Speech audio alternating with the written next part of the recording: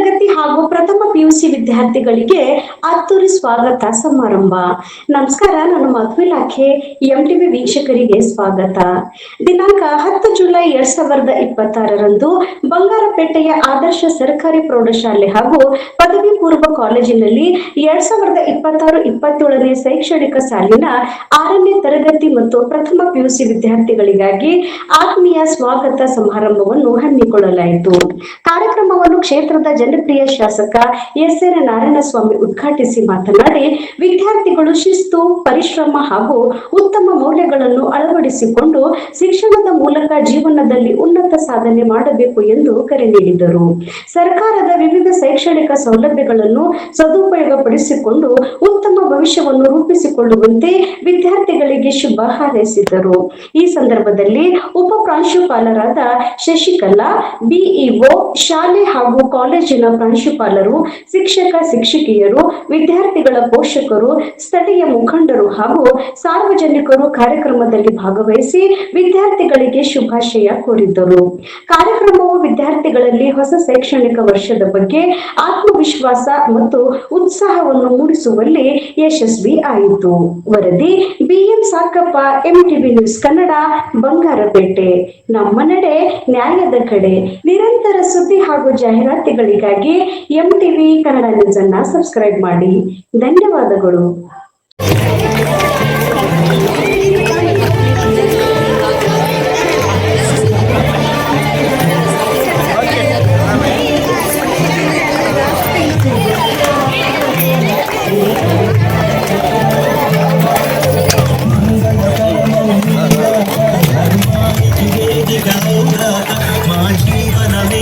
ಪಾವನ ಮೌಗಾಕ ಶ್ರೀಕರ ಮೌಗಾಕ ಸುಖ ಶಾಂತಿ ಸಂಪದದಿರುಗಾಕ ಅಂತ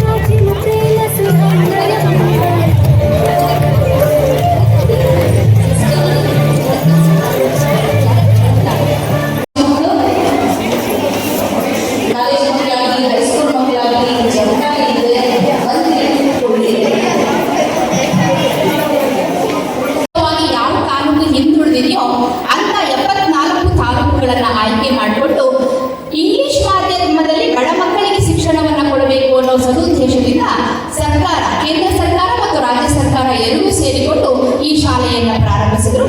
ಹೆಸರೇ ಹೇಳುವ ಹಾಗೆ ಆದರ್ಶ ಶಾಲೆ. ಎಲ್ಲರಿಗೂ ಕೂಡ, ಉಳಿದಂತ ಎಲ್ಲ ಇನ್ಸ್ಟಿಟ್ಯೂಷನ್ಸ್ಗೂ ಕೂಡ ಇದು ಆದರ್ಶವಾಗಿ ಬೆಳೆಯಬೇಕು ಅಂತ ಹೇಳಿ ಇಲ್ಲಿ 40 ಮಕ್ಕಳಿಗೆ ಒಂದು ಸೆಕ್ಷನ್ ಅನ್ನ ಹಾಗೆ 6ರಿಂದ 10ನೇ ತರಗತಿವರೆಗೂ ಪ್ರಾರಂಭ ಮಾಡಲಾಯಿತು. 2022ರ ತನಕ 2ನೇ ಸೆಕ್ಷನ್ ಇತ್ತು. ಒಂದು ಸೆಕ್ಷನ್ಗೆ 40 ಮಕ್ಕಳ ಹಾಗೆ 80 ಮಕ್ಕಳನ್ನ ನಾವು ಅಡ್ಮಿಷನ್ ಮಾಡಿಸ್ಕೊಳ್ತಾ ಇದ್ವಿ. ಆದರೆ 2023ರಿಂದ ಅದನ್ನ 3 ಸೆಕ್ಷನ್ ಮಾಡಿ 120 ಮಕ್ಕಳಿಗೆ ಅವಕಾಶವನ್ನು ಕಲ್ಪಿಸಿಕೊಳ್ಳಲಾಗಿದೆ.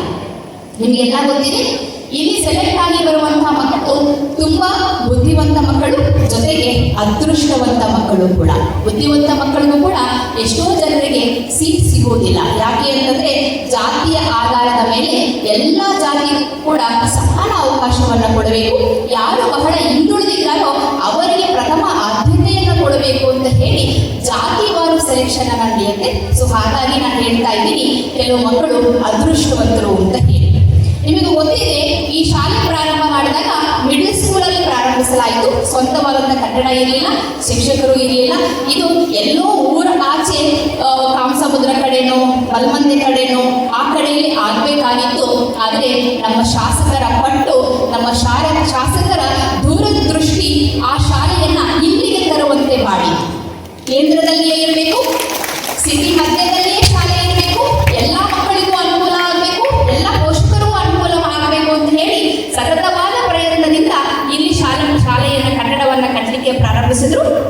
ಈ ಕಟ್ಟಡವನ್ನ 2017ರಲ್ಲಿ ಶಾಸಕರು ಖುದ್ದು ಸ್ವಹಸ್ತದಿಂದ ಇದರ ಉದ್ಘಾಟನೆ ಮಾಡ್ತಾರೆ. ಸೊ ಅಲ್ಲಿಂದ ಇದರ ಪ್ರಯಾಣ, ಇದರ ಮೇಲ್ಗತಿ ಪಯಣ ಪ್ರಾರಂಭ ಆಗುತ್ತೆ. ಎಲ್ಲಿಯ ತನಕ ನಾವು ಕ್ವಾಲಿಟಿಯನ್ನ ಮೇಂಟೈನ್ ಮಾಡ್ಕೊಂಡು ಬಂದಿದ್ದೀವಪ್ಪ ಅಂತಂದ್ರೆ, ನನಗೆ CM ಆಫೀಸಿಂದ ಕಾಲ್ ಬರುತ್ತೆ, ಇಂಥ ಮಗು ಇದೆ, ಆ ಮಗು ಎಕ್ಸಾಮ್ ಬರ್ತಿದೆ, ಸೆಲೆಕ್ಟ್ ಆಗಿಲ್ಲ, ದಯವಿಟ್ಟು ಆ ಮಗುಗೊಂದು ಸೀಟ್ ಕೊಡಿ ಅಂತ ಹೇಳಿ. MP ಲೆಟರ್ ಕಳಿಸ್ತಾರೆ, ಈ ಮಗುಗೊಂದು ಸೀಟ್ ಕೊಡಿ ಅಂತ. MLA ಲೆಟರ್ಸ್ ಅಂತೂ ಒಂದು ವರ್ಷಕ್ಕೆ 10ರಿಂದ 12 ಲೆಟರ್ಸ್ ಬರುತ್ತೆ. MLA ಸಾಹೇಬ್ರಿಗೂ ಸಾಧ್ಯ ಇಲ್ಲ ಅಂತ ಹೇಳಿ. ಆದರೂ ಕೂಡ ನೀವು ಹೋಗ್ತೀರಿ, ಪ್ರಜೆಗಳು ನಿಮ್ಮನ್ನ ತಳ್ಳಿ ಹಾಕದೆ ಅವ್ರು ಲೆಟರ್ಸ್ ಕೊಡ್ತಾರೆ, ಬಟ್ ಅಲ್ಲಿ ಏನೂ ಮಾಡೋದಕ್ಕೆ ಸಾಧ್ಯ ಆಗೋದಿಲ್ಲ. ಯಾಕಪ್ಪ ಅಂತಂದ್ರೆ ನಿಮ್ಗೆಲ್ಲ ಗೊತ್ತಿದೆ, ಯಾವ ಅಂಗಡಿಯಲ್ಲಿ ಉತ್ತಮವಾದಂತ ಸರಕು ಸಿಗುತ್ತೋ ಅಂತಂದ್ರೆ ಎಲ್ಲ ಗ್ರಾಹಕರು ಆ ಅಂಗಡಿ ಮುಂದೆ ಸಾಲುಗಟ್ಟಿ ನಿಲ್ಲುತ್ತಾರೆ. ಸೊ ಹಾಗಾಗಿ ನಮಗೆ ಹೆಮ್ಮೆ ಇದೆ, ನಮ್ಮಲ್ಲಿ ಒಳ್ಳೆಯ ಎಜುಕೇಶನ್ ಸಿಗ್ತಾ ಇದೆ, ಉತ್ತಮವಾದಂಥ ವಿದ್ಯೆ ಸಿಗ್ತಾ ಇದೆ. ಬರೀ ಓದುವುದು ಬರೆಯುವುದು ಅಷ್ಟೇ ಕಲಿಸುವುದು ನಮ್ಮ ಕೆಲಸ ಅಲ್ಲ. ಒಂದು ಮಗುವನ್ನ ಸಮಗ್ರವಾದಂಥ ವಿದ್ಯಾರ್ಥಿಯಾಗಿ, ಸಮಗ್ರ ಪ್ರಯೋಜಕವಾದಂಥ ವಿದ್ಯಾರ್ಥಿಯಾಗಿ ಹೊರಗಡೆ ಕಳಿಸುವುದು ನಮ್ಮ ಆದ್ಯ ಕರ್ತವ್ಯ ಆಗಿರುತ್ತೆ. ನಾವೆಲ್ಲರೂ ಕೂಡ ಇಲ್ಲಿರುವಂಥ ಎಲ್ಲ ಶಿಕ್ಷಕರು ಮನಸ ಕಾಯ ವಾಚ ಮಗುವಿನ ಸರ್ವತೋಮುಖ ಬೆಳವಣಿಗೆಗೆ ಪ್ರಯತ್ನವನ್ನ ಮಾಡಿ ನಿಮ್ಮ ಮಕ್ಕಳಿಗೆ ವಿದ್ಯಾಭ್ಯಾಸವನ್ನ ಕಲಿಸ್ತಾ ಇದ್ದೀವಿ ಪೋಷಕರೇ. ಹಾಗೆ ನೀವು ಅಷ್ಟೇ ಏನು ಹೇಳಿ ಕಳಿಸಿದ್ರು ಕೂಡ ನಿಮ್ಮ ಕಡೆಯಿಂದ ನಮಗೆ ಸಹಕಾರ ಸಿಗ್ತಾ ಇದೆ. ಎರಡು ಕೈ ಸೇರಿದ್ರೇನೆ ಚಪ್ಪಾಳೆ ಆಗುವುದು.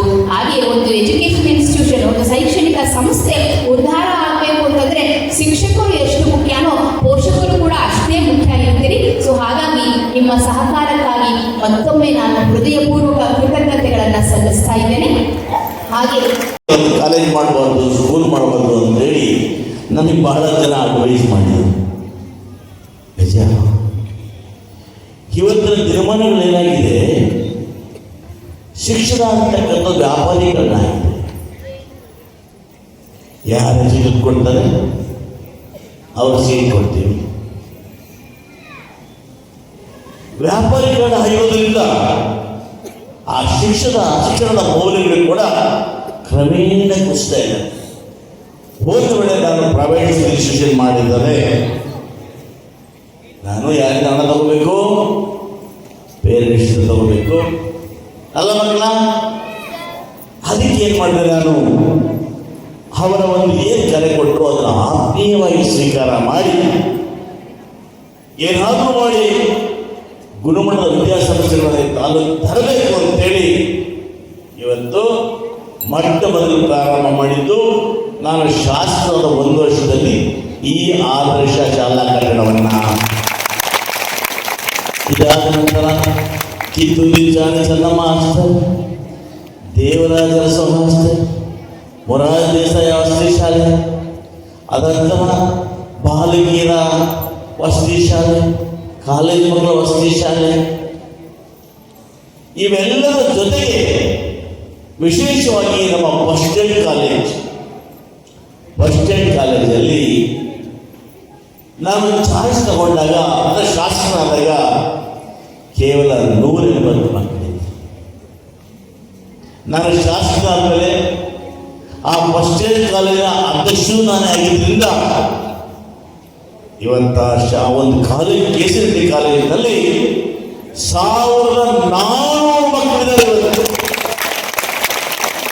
ಅವರಿಗೆ ವಸತಿ ಶಾಲೆ ಮಾಡಿಕೊಂಡಿದ್ದೀನಿ. BA, BCom, BSc, MA, MCom ಇವೆಲ್ಲ ಜೊತೆಗೆ ಅಲ್ಲಿ ತರಲಿಕ್ಕೆ ವಸತಿ ಶಾಲೆ ಮಾಡಿಕೊಂಡಿದ್ದೀನಿ. ಜೊತೆಗೆ ಭಾರತ ದೇಶದ ಮಟ್ಟದಲ್ಲಿ 2 ಬಾರಿ ನ್ಯಾಕ್ನಲ್ಲಿ B++ ತಗೊಂಡಿದ್ದೀವಿ. ನಾನು ಇವತ್ತು ಕಾಮಸಮುದ್ರ PU ಕಾಲೇಜ್ ಪ್ರಾರಂಭ ಮಾಡಿದೆ, ಬೂದಿಕೋಟೆ PU ಕಾಲೇಜ್ ಪ್ರಾರಂಭ ಮಾಡಿದೆ. ಈ ಪ್ರಾರಂಭ ಮಾಡಿ ಸರ್ಕಾರಿ ಶಾಲೆಗಳಲ್ಲೇ ಗುಣಮಟ್ಟ ಕೊಡ್ತಕ್ಕಂಥ ಕೆಲಸವನ್ನು ಮಾಡ್ತಾ ಇದ್ದೇನೆ. ಅದು ನನಗೆ ತೃಪ್ತಿ ಇದೆ ಅಂತ ಹೇಳೋದಕ್ಕೆ ಇಚ್ಛೆ ಪಡ್ತೇನೆ. ಯಾಕೆಂದರೆ ನಾನು ಇನ್ಸ್ಟಿಟ್ಯೂಷನ್ ಮಾಡಬಹುದು, ಇನ್ಸ್ಟಿಟ್ಯೂಷನ್ ಮಾಡಲಿಕ್ಕೆ ಏನು ಕಷ್ಟ ಇಲ್ಲ. ಆದರೆ ಇನ್ಸ್ಟಿಟ್ಯೂಷನ್ ಮಾಡಿದ್ರೆ ಎಲ್ಲೋ ಒಂದು ಕಡೆ ನಿಮ್ಮ ಸರ್ಕಾರಿ ಶಾಲೆಗಳ ಪ್ರೀತಿ ವಿಶ್ವಾಸ ಕಡಿಮೆ ಆಗಿಬಿಡುತ್ತೆ, ಸ್ವಾರ್ಥ ತುಂಬಿಕೊಳ್ಳುತ್ತೆ. ನನ್ನ ಕಾಲೇಜು ನನ್ನ ಮಕ್ಕಳು ಅಲ್ಲಿ ಬರಲಿ ಅಂತೇಳಿ ನನ್ನ ಸ್ವಾರ್ಥ ಎಲ್ಲೋ ಒಂದು ಹೆಚ್ಚಾಗ್ತಾ ಹೋಗ್ತದೆ. ಆ ಸ್ವಾರ್ಥವನ್ನು ಬದಿಗಿಟ್ಟು ನಿಮಗೇನು ಆಸೆ ಇತ್ತು, ಒಳ್ಳೆ ಶಿಕ್ಷಣ ಕೊಡಬೇಕು ಅಂತೇಳಿ ಆ ಶಿಕ್ಷಣವನ್ನು ಸರ್ಕಾರಿ ಶಾಲೆ ಕೊಡೋದಕ್ಕೆ ಪ್ರಾಮಾಣಿಕ ಪ್ರಯತ್ನವನ್ನು ಮಾಡ್ತಾ ಇದ್ದೀನಿ. ಇವತ್ತೆಲ್ಲ ಕಡೆ ಶಾಲೆ ಬಿಡಿ ಕಟ್ತಾ ಇದ್ದೀನಿ, ಕಾಲೇಜು ಬಿಡಿ ಕಟ್ತಾ ಇದ್ದೀನಿ, ಅಗತ್ಯ ತಕ್ಕಂತೆ ಹಾಸ್ಟೆಲ್ ಕಟ್ತಾ ಇದ್ದೀನಿ. ಹಾಸ್ಟೆಲಲ್ಲಿ ಗುಣಮಟ್ಟದ ಊಟೋಪಚಾರಗಳನ್ನು ಮಾಡೋ ವ್ಯವಸ್ಥೆ ಮಾಡಿದ್ದೀನಿ. ಇವತ್ತು ನೋಡಿ ಎಲ್ಲ ಕಡೆ ಪೇಪರ್ ಬರ್ತದೆ, ಊಟ ಸರಿ ಇಲ್ಲ, ವ್ಯವಸ್ಥೆ ಇಲ್ಲ ಅಂತ. ಅದರ ಬಂಗಾರದ ಪೇಪರ್ ಬರುತ್ತಾ? ಒಬ್ಬರೊಬ್ಬರು ಹೊಟ್ಟೆಯಲ್ಲಿ ಹಾಕಿಸ್ಬೋದು. ಆದರೆ ವಾಸ್ತವಿಕವಾಗಿ ನಾವು ಸ್ಥಳೀಯವಾಗಿ ಇಲ್ಲಿರೋದ್ರಿಂದ ಸಾಮಾನ್ಯವಾಗಿ ಎಲ್ಲ ಹಾಸ್ಟೆಲ್ ಪ್ರಾಂಶುಪಾಲರು ವಾರ್ಡನ್ನು ಅಡಿಗೆಯವರು ಕೂಡ ಉತ್ತಮ ಕೆಲಸವನ್ನು ಮಾಡ್ತಾರೆ. ನಾನು ಯಾಕೆ ಮಾತು ಹೇಳ್ತೀನಿ ಅಂದರೆ, ಇದೇ ಶಶಿಕಲಾ ಅವರನ್ನು 7 ವರ್ಷಗಳ ಕಾಲ ಅಕ್ಷರದವರ ಒಬ್ಬ ನಿರ್ದೇಶಕರಾಗಿ ಮಾಡಿದ್ರು. ಆ ಸಮಯದಲ್ಲಿ ಪ್ರತಿ ಶಾಲೆಯಲ್ಲೂ ಕೂಡ ಸರ್ಕಾರಿ ಶಾಲೆಗೆ ಬರ್ತಕ್ಕಂಥ ಬಡ ಮಕ್ಕಳಿಗೆ ಕೊಡ್ತಕ್ಕಂಥ ಊಟದಲ್ಲಿ ಕ್ವಾಲಿಟಿಯನ್ನು ಇಂಪ್ರೂವ್ ಮಾಡ್ತಾ ಬಂದಿಲ್ಲ. ಆದ್ರಿಂದ ಇವತ್ತು ಒಂದು ಮಾತು ನಾನು ಹೇಳ್ತೀನಿ, ಹಿಂದೆ ಏನು ಅಕ್ಷರ ಊಟ ಕೊಡ್ತಾ ಇದ್ರಿ 60% ಮಕ್ಕಳು ತಿಂತಾ ಇರಲಿಲ್ಲ. ಯಾರು ಅಡುಗೆ ಎಲ್ಲೋ ಮಾಡ್ತಾ ಇದ್ರು, ಬಾಕ್ಸ್ ಹಾಕಿ ಬರ್ತಾ ಇದ್ರು, ತನ್ನ ಬಾಕ್ಸ್ ತಂದು ಹಾಕೋತಾ ಇದ್ರು. ಆ ಸಾರು ಹೇಗಿರ್ತಾ ಇತ್ತು ಅಂದರೆ ಬರೀ ನೀರು ಸಾರು. ನಾನು ಶಾಸಕನಾಗ ಒಂದು 2 ತಿಂಗಳು ಇನ್ಸ್ಪೆಕ್ಷನ್ ಹೋದೆ, ಯಾರೋ ಕಂಟ್ರಾಕ್ಟರ್ ಬುದ್ಧಿ ಕೊಡ್ತಾ ಇದ್ರು. ಅವತ್ತು ನೋಡಿದಾಗ ಆ ಸಾರು ರುಚಿ ನೋಡಿದಾಗ ಆ ಮಕ್ಕಳು ಯಾಕೆ ಊಟ ಮಾಡೋದ್ರ ಅರಿವು ನನಗಾಯಿತು. ಅವತ್ತ ಪ್ರಾರಂಭ ಮಾಡಿದೆ. ಆ ಗುತ್ತಿಗೆಯನ್ನ ಯಾರಾದ್ರೂ ಕೂಡ ರದ್ದು ಮಾಡಿದ ಜಿಲ್ಲೆಯಲ್ಲಿ ಅದು ಬಂಗಾರಪೇಟೆಯಲ್ಲಿ ರದ್ದು ಮಾಡಿದ್ದು ನಾನೇ ಮೊದಲಿಗೆ. ಆ ಗುತ್ತಿಗೆ ರದ್ದು ಮಾಡಿ ಪ್ರತಿ ಶಾಲೆಯಲ್ಲಿ ಕೂಡ ಅಡಿಗೆಯನ್ನು ನೇಮಕ ಮಾಡಿಕೊಂಡು ಅಲ್ಲಿರ್ತಕ್ಕಂಥ ಉಪಾಧ್ಯಾಯರ ಒಂದು ನೆರವಿನೊಂದಿಗೆ ಶುಚಿಯಾಗಿರ್ತಕ್ಕಂಥ ರುಚಿಯಾಗಿರ್ತಕ್ಕಂಥ ಊಟ ಕೊಡಬೇಕು ಅಂತ ಹೇಳಿ ಪ್ರಾರಂಭ ಮಾಡಿದ್ದು ಇಡೀ ಜಿಲ್ಲೆಗೆ ಮಾದರಿ ಆಯಿತು. ನಾನು ಯಾಕೆ ಮಾತು ಹೇಳ್ತೀನಿ ಅಂದರೆ, ಭಾಷಣ ಮಾಡೋ ವೇದಿಕೆ ಅಲ್ಲ ಮಕ್ಕಳ. ನಿಮ್ಗೆ ಏನಾದರೂ ಕೂಡ ಮಕ್ಕಳಿಗೆ ಒಂದು ಒಳ್ಳೆ ಊಟ ಸಿಗ್ತಾ ಇದೆ ಅಂದರೆ ಅದಿಲ್ಲಿ ಆ ಶಶಿಕಲಾ ಮೇಡಮ್ ಅವರು ಅಸಿಸ್ಟೆಂಟ್ ಡೈರೆಕ್ಟರ್ ಆಗಿದ್ದಾಗ ಆ ಪ್ರಾರಂಭ ಮಾಡಿದಂಥ ಕೆಲಸ ಇವತ್ತಿಗೂ ಉತ್ತಮ ನಡೀತಾ ಇದೆ. ಮಕ್ಕಳಿಗೆ ನೀವೆಲ್ಲ ಕೂಡ ನಾವು ಜಾಯ್ನ್ ಆಗಬೇಕು, ಚೆನ್ನಾಗಿ ಓದಬೇಕು ಅಂತೇಳಿ ಎಕ್ಸಾಮ್ ಬರೆದು ಬಂದಿದ್ದೀವಿ ಅಲ್ವಾ? ನೋಡಿ, ನಿಮ್ಮ ಪ್ರಿನ್ಸಿಪಲ್ ಮೇಡಮ್ ಎಷ್ಟು ಮೋಸ ಅಂದರೆ, ಶಾಲೆ ಕಟ್ಟೋದು ನಾನು, ಕಾಂಕ್ರೀಟ್ ಹಾಕಿದೋದು ನಾನು, ಪಾರ್ಕ್ ಮಾಡಿದೋದು ನಾನು, ಕಾಂಪೌಂಡ್ ಕಟ್ಟೋದು ನಾನು ಹಿಡಿದು ಸೀಟ್ ಕೊಡೋದೆ ನ್ಯಾಯನ ಮಕ್ಕಳ. ಕಾನೂನು ಒಪ್ಪುತ್ತೋ ಬಿಡುತ್ತೋ ಶಾಸಕ ಮಾಡ್ತಕ್ಕಂಥ ಯಾರು ಕಳ್ಳು ಬಡವರು. ಇವರು ಹೇಳಿದಾಗೆ ಆದರ್ಶ ಶಾಲೆಯಲ್ಲಿ ನನ್ನ ಮಗು ಊರು ಚೆನ್ನಾಗಲಿ ಅಂತ ಆಸೆ ಪಡ್ಕೊಳ್ತಕ್ಕಂಥ ಬಡವರು ಕನಿಷ್ಠ ಪಕ್ಷ ಹೀಗೆ ಇವತ್ತು ನಾವು ಈ BML ಶಾಲೆ ಅಂತಿದೆ. ಆ BML ಶಾಲೆಯಲ್ಲಿ MLA ಕೊಟ್ಟಾಗಿದೆ, MP ಕೊಟ್ಟಾಗಿದೆ. ಮೇಡಮ್ ನೀವು ಕೊಡಬೇಕಲ್ಲ, ಅದನ್ನು ಮಾಡಲ್ಲ ಹೇಳಿದ್ದು. ಯಾಕೆ ಹೇಳ್ತೀನಿ ಅಂದರೆ, ಇವತ್ತು BO ಯಾರೋ ಬಡವರು ಬರ್ತಾರೆ, ಸರ್ ಒಂದು ಪಿ ಸರ್ ಹೋಗಿ ಅಂತಾರೆ. ಇಲ್ಲ ಅಂದರೆ ಈ BS ಅಲ್ಲಿ ಇದ್ದಾರೆ ಹೋಗ್ತಾರೆ ಅಲ್ವಾ? MLA ಅಂತ ಬರ್ತಾರೆ, ಅವರಪ್ಪ ಕರ್ಕೊಂಡ್ಬರ್ತಾನೆ, ಈ ಪುಟ್ಟ ನನ್ನ ಮಗ ನೋಡಿ ಅಂತ. ನನಗೂ ಆಸೆ ಮಕ್ಕಳಂದ್ರೆ ಆಯ್ತು ಅಂತೀನಿ. ನಾನು ವಿಷಯ ಕೆಟ್ಟವರು ಕೊಡ್ತೀನಿ.